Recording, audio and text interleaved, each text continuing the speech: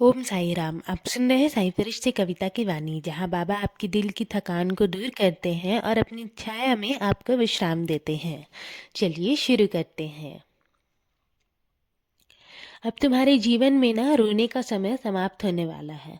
बस तुम मुझसे एक वादा करो कि अब उदास नहीं रहोगे। मैं चाहता हूँ कि ये जो खुशियाँ मैं तुम्हारे जीवन में भेज रहा हूँ ना, उसकी शुरुआत तुम खुश होकर करो। उसे पूरे मन से स्वीकार करो, पूरे विश्वास के साथ अपने जीवन में उतारो। जो कुछ भी तुम्हारे जीवन में बिखरा हुआ है ना मेरे बच्चे, वो अब संभल जाएगा। नई नई खुशियाँ तुम्हारे जीवन में आएगी, जिनकी वजह से तुम फिर से जीना सीखोगे। मुझे पता है कि तुम बार बार टूट चुके हो, हिम्मत भी हार गए थे, लेकिन अब देखना, अब तुम हारोगे नहीं।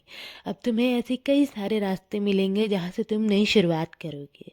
तुम ना खुद को बदलते हुए देखोगे, और यही परिवर्तन तुम्हें बहुत आगे बढ़ाएगा।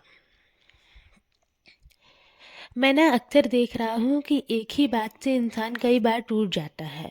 और कुछ लोग तुम्हारे जीवन में ऐसे हैं जो बातों बातों में तुम्हारे मन को ना नकारात्मक ऊर्जा से भर देते हैं।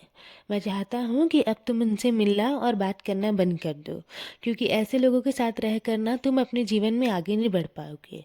तुम उन लोगों के साथ रहो जो तुम्हें हिम्मत दे, तुम्हें सकारात्मक ऊर्जा दे। अगर हो सके तो मेरे मंदिर आओ, मुझसे बातें करो, भजन कीर्तन सुनो, किसी शांत जगह बैठकर अपने मन की बात मुझसे कहो, या उस इंसान से मिलो जो तुम्हें सच में समझता हो। लेकिन बेवजह हर किसी से अपने मन की बातें मत कहो।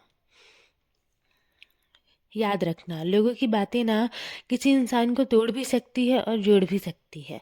इसलिए तुम्हें अपने आप को ऐसे लोगों से बचाना होगा।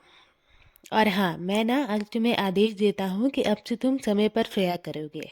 मैं देख रहा हूँ देर रात तक जागने की वजह से तुम्हारी आंखों में दर्द होने लगा है, और ये बात ना तुम मुझसे छिपा रहे हो। और हाँ, मोबाइल का इस्तेमाल भी कम करोगे। कहीं ऐसा ना हो कि फिर मेरे पास आकर कहो कि बाबा मेरी आंखों में दर्द हो रहा है। मुझे अब सब पहले से मालूम है, इसलिए मैं तुम्हें चेतावनी दे रहा हूँ कि अब से तुम समय पर सोओगे। और हाँ, तुम अकेले नहीं हो। मैं हर पल तुम्हारे साथ हूँ। ना डरो, ना हिम्मत हारो। तुम्हारी जीत अब ज़्यादा दूर नहीं है।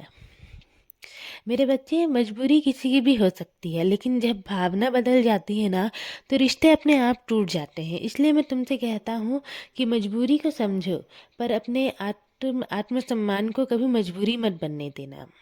और हाँ, चांद की रोशनी से ना कभी दिल नहीं भरता। दिल तो तब भरता है जब मन में ना ढेर सारी उम्मीदें हो और उसको पूरा करने का जुनून हो।